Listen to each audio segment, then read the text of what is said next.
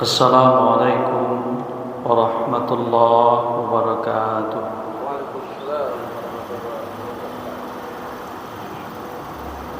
Alhamdulillahi rabbil alamin. Wassalatu wassalamu ala asyrafil anbiya'i wal mursalin wa ala alihi wa sahbihi ajma'in. أعوذ بالله من الشيطان الرجيم.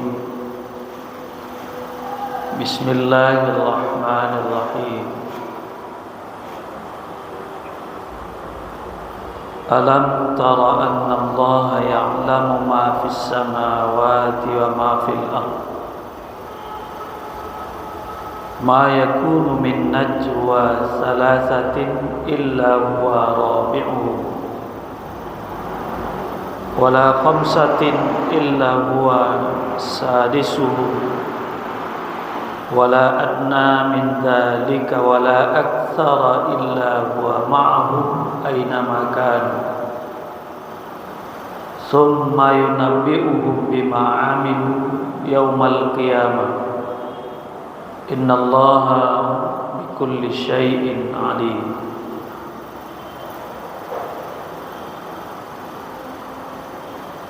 Bapak-bapak, ibu-ibu, kaum muslimin dan muslimat, sidang jamaah Ansar rahimakumullah. Ada satu ajaran akhlak dari Rasulullah SAW yang jika diukur dengan perilaku kehidupan manusia sekarang ini, bahkan termasuk umat Islam, mungkin sebagian memandang terlalu ideal, bahkan bisa jadi dianggap berlebihan. Tapi inilah patokan akhlak yang diberikan, yang ditegaskan oleh Rasulullah SAW. Dan tentunya ini menjadi ukuran kita, menjadi standar kita. Menurut Ibnu Mas'ud, Rasulullah SAW pernah mengatakan, kata Rasulullah SAW dalam sabdanya itu, idza kuntum salasatan fala yatanajasnani dunal akhar hatta takhtalitu bin nas min ajli anna dzalika yuhzinu. Hadis ini diriwayatkan oleh Bukhari dan Muslim. Kata Rasulullah, apabila kamu bertiga, jadi ketika kamu bertiga, fala yatanajasna, maka jangan dua dari tiga orang itu saja yang berbisik, bicara rahasia. Jadi dia bertiga, dia hanya berdua saja yang berbisik. Dunal akhar, yang satu ditinggalkan. Jadi begitu halusnya ajaran ini. Jadi kalau kamu bertiga, jangan yang satunya ditinggalkan dalam pembicaraan itu ketika berrahasia,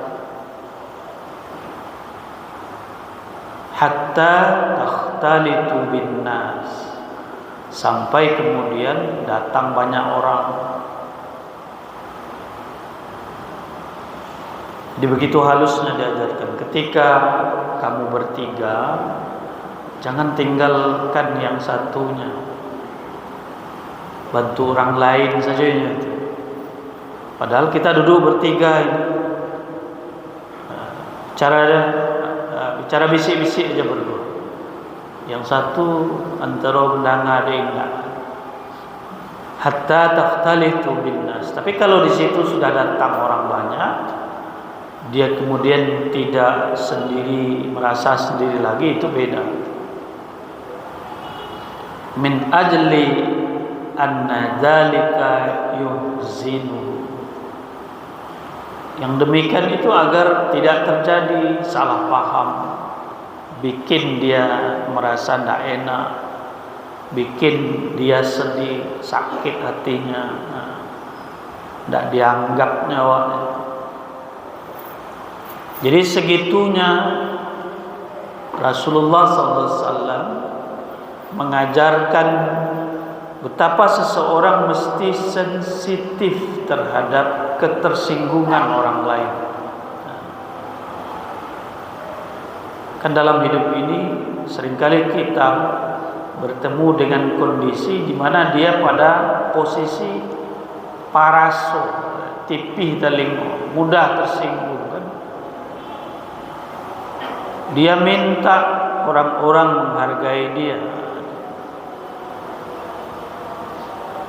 Tapi kadang-kadang pemakaian itu timpang. Pada saat dia mesti manenggang, mengukur, mengagak-agak, dia lupa dengan standar itu. Nabi di sini mengajarkan, bahkan sekalipun bukan dia yang dibicarakan, untuk hati-hatinya. Walaupun nanti ditegaskan betul, kalaupun terpaksa boleh kamu berbisik, tapi pada ayat 9 surat Al-Mujadilah itu tidak terkaitan dengan bil ismi wal udwan wa maksiatir rasul. Jadi inilah standar akhlak, standar bagaimana seseorang itu mengukur-ngukur, menenggang-nenggang, merasa-rasa sensitif terhadap rasa tersinggung orang lain. Nah, seperti yang saya sebut di awal tadi, jika dipakai-pakaikan, jika diukur-ukurkan kepada kehidupan sekarang, balabi-labian benar, tidak mudah itu benar. Karena memang dalam beberapa kasus-kasus kehidupan kita sekarang itu membicarakan orang, mengatuan orang, bahkan menyebarkan hal-hal yang membuat orang sakit itu dianggap sudah biasa saja. Merencanakan hal-hal yang berujung pada menyakiti orang lain, menyusun siasat untuk menjatuhkan orang lain, berbuat dosa, dan itu terkait dengan ketenangan orang lain, dianggap sesuatu yang biasa saja. Seolah-olah dia atau kita malahan seolah-olah kita merasa itu bukan kesalahan, tidak ada efek buruknya terhadap kita, dan tidak ada yang tahu. Alah laba itu kehidupan ini.